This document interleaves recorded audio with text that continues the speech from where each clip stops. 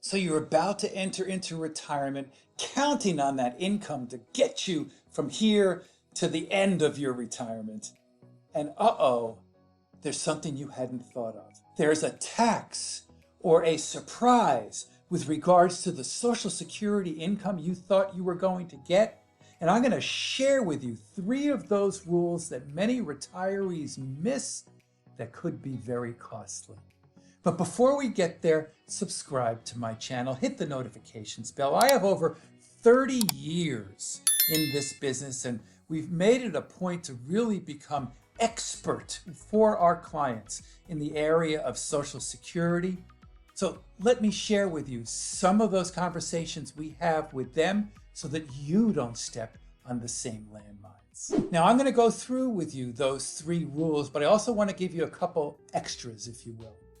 And the first one's really important, particularly if you're not yet taking Social Security. So Social Security for years delivered to your doorstep in a hard copy, your statements. And then for a number of years, they didn't do it at all. Now they deliver those statements for those only who are 60 or over and have yet to claim their Social Security benefit. So how do you know what your benefit is going to be? So I'm going to share with you on the Social Security website, there's a particular thing you need to do to register, which is to go on to My Statement. Now, there's a couple of reasons why you want to go on to My Statement. One, find out what your benefit is going to be, have access to all of the information. That's really important. But even the more important reason, particularly for those who are further away from Social Security, maybe in their 50s, is that with all the cyber hacking that is going on and stealing of Social Security numbers, by going on and registering for My Statement, you put a stake in the ground that this is your Social Security number. You can also find out when you go on whether or not others have claimed benefits off of your number. So go do that immediately after this video is done. Now, I understand that there are 567 different claiming strategies. Are you aware of that? There's a lot of confusion out there. And if you wish to, you can go up to my banner. We have the second chapter of my latest book, Don't Outlive Your Money in Retirement, is completely devoted to Social Security. So hit the banner. I'll get you a couple of worksheets for that as well. So you'll have a little bit more clarity on which one of the 567 strategies is good for you. There was a recent study done by Jackson, by the way. This is not one of the 3 rules. This is just fact, okay? That upwards of 56% of people claim their Social Security early. Some studies show that upwards of almost 40% take it when they're eligible at age 62, and that could be very costly down the road. So I need for you to understand, when is the best time for you to take it? Go through the calculators on the Social Security site. This is why we have 7 different calculators for our clients to understand what the best timing is so you don't lose out on tens of thousands of dollars for your household income. So the first rule to be aware of, really important, if you have not yet achieved your full retirement age, call it somewhere between 66 and 67, depending upon when you were born, and you're still working and then claim Social Security early, there's an earnings limit. So let me take you to my screen for just a minute.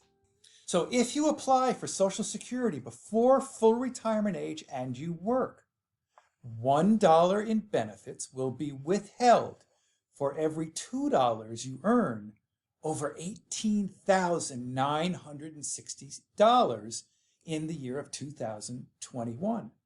Now, the benefit will be adjusted at full retirement age, but it's important that you be aware of that, because if you do go about to take this, then it may be a nasty surprise. Let me give you a quick story.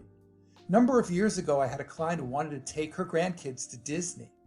She said, I'm going to work a little bit more part-time at the job she had. She was only about 64 or 65. So it was before her full retirement age, but she was still working. And she said she needed about $8,000 in extra income. Well, we crunched the numbers, myself and her accountant, and we found out, unfortunately, she hit the particular thresholds that in essence, almost 78% of the income she was going to get from the $8,000 was actually going to go back to taxes. So we said to her, listen, it's not a good idea. So before you go about and make this decision, before you count on this income, make sure you understand the earnings limits. The second rule that you need to be very aware of, and we talk about this for household income, is that spousal benefits do not continue to grow beyond full retirement age. If you're divorced or widowed, it's a different story. But for spousal benefits, what I want you to do is to take a look at our video to see the difference between spousal, widowed, and divorced benefits. Make sure you get all that you can and you understand it.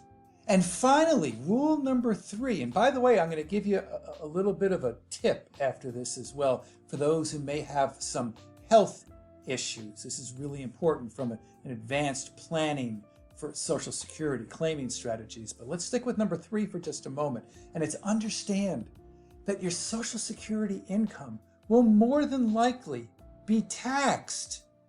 So let me go to my screen for just a moment. So Social Security identifies what your provisional income is. Provisional income is your adjusted gross income plus 1/2 of your Social Security benefit, plus any tax-exempt interest, which is typically municipal bond income. And as you take a look at married filing jointly, if that provisional income is between $32,000 and $44,000, and upwards of 50% of that Social Security benefit will be subject to tax, and over $44,000, up to 85% of it will be subject to tax. It's a different story if you are single.